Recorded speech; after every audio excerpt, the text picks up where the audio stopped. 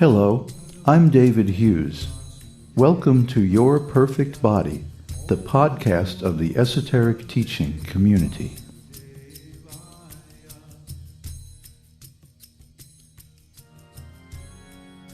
Today's selection is an essay entitled, There is Only One.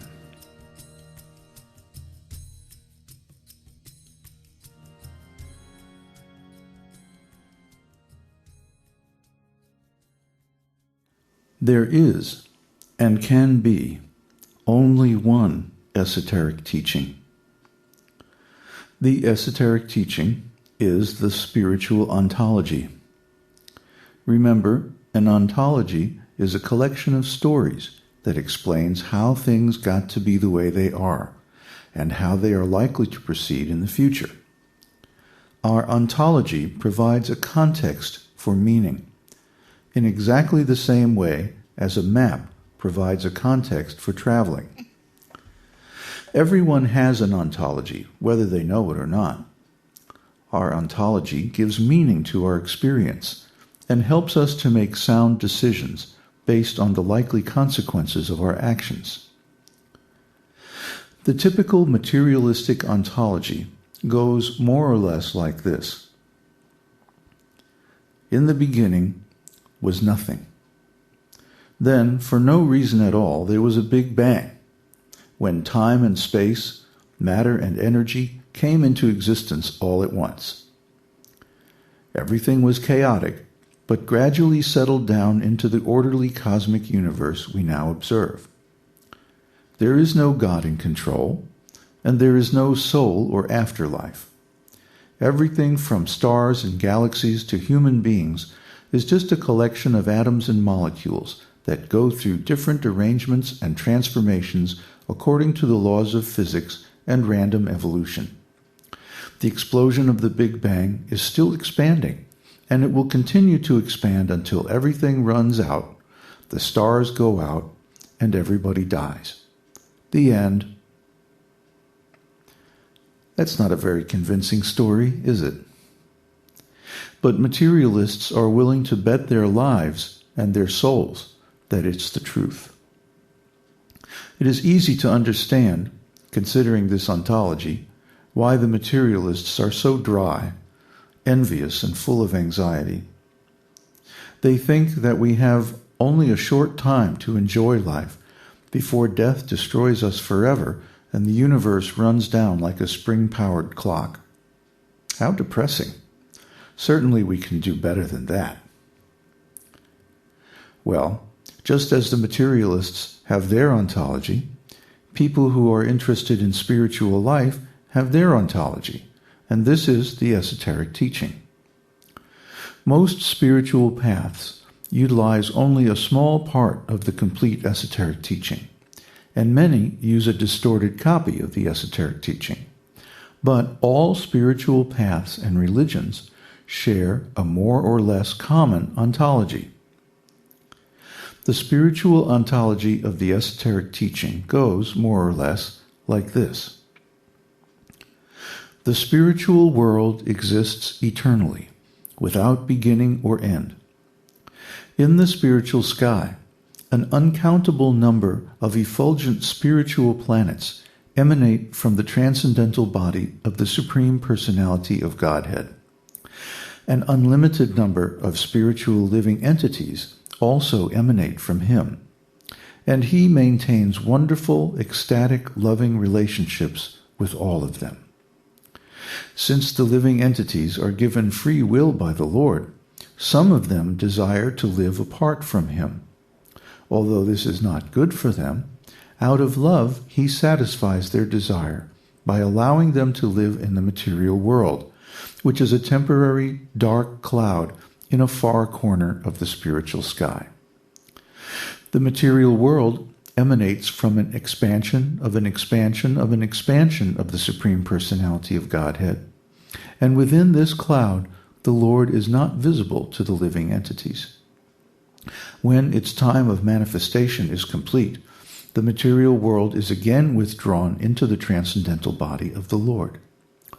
The spiritual living entities in the material world transmigrate from body to body according to their karma, suffering in separation from their loving relationship with their eternal friend, the Supreme Lord. Finally, one day, they grow tired of material suffering and separation and desire to revive their eternal loving friendship with the Supreme Personality of Godhead. At that time, their good fortune manifests, and through the kindness of the Lord and his devotees, they rediscover their eternal identity and perfect spiritual form in ecstatic relationship with the Supreme Personality of Godhead. At this time, they transfer back to the spiritual world, which is their real home, and live happily ever after with their dear friend, the Supreme Lord. Now, isn't that a more hopeful, rich, and beautiful story? It carries a much more positive set of values than the dark material ontology. Even if this story isn't literally true, it provides a much warmer and more optimistic framework to view life than the material ontology. Well, the good news is that the ontology of the esoteric teaching is true. In fact, it is the absolute truth, that truth which remains true throughout all dimensions of time and space, in all conditions and states, for all living entities.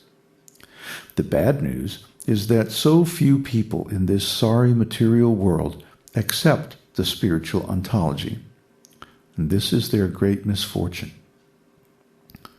The spiritual ontology of the esoteric teaching is the background for all spiritual paths, practices, and religious teachings. You will find that the complete esoteric teaching contains everything that is found in all the other religious teachings of the world, and a great deal more besides. The esoteric teaching is the most complete spiritual teaching in the world. There is only one spiritual ontology, and that is the esoteric teaching. All other religious teachings and spiritual paths are derivatives, portions, or distortions of the original and complete esoteric teaching. Don't just take my word for it. Become a student of the esoteric teaching and experience it for yourself. Now, think for a moment about the nature of an ontology. We all have an ontology, and we use our ontology like a map that tells us where we are, what we're doing, and what is going to be the likely outcome of any decisions or actions that we make. So, what happens if our map is incomplete or wrong? We can get lost. We can get confused, and we can do the wrong thing. Something that has negative consequences in the future. And this is the case if we accept an ontology that does not reflect the reality of our spiritual existence. Life is fundamentally spiritual. Every living entity is a spirit soul. And the proof of that is that we are conscious. Consciousness is only found in spiritual living entities. It is not found in matter. That's why the material scientists want to say that consciousness doesn't really exist. But guess what? I'm conscious, aren't you? So we all know this is a lie. And this isn't the only lie in the material ontology. Not only do they not accept consciousness, they don't accept the soul, God, the spiritual world, so many things. Why? Because this ontology is made by people who want to live separately from God. They don't want to know or see God.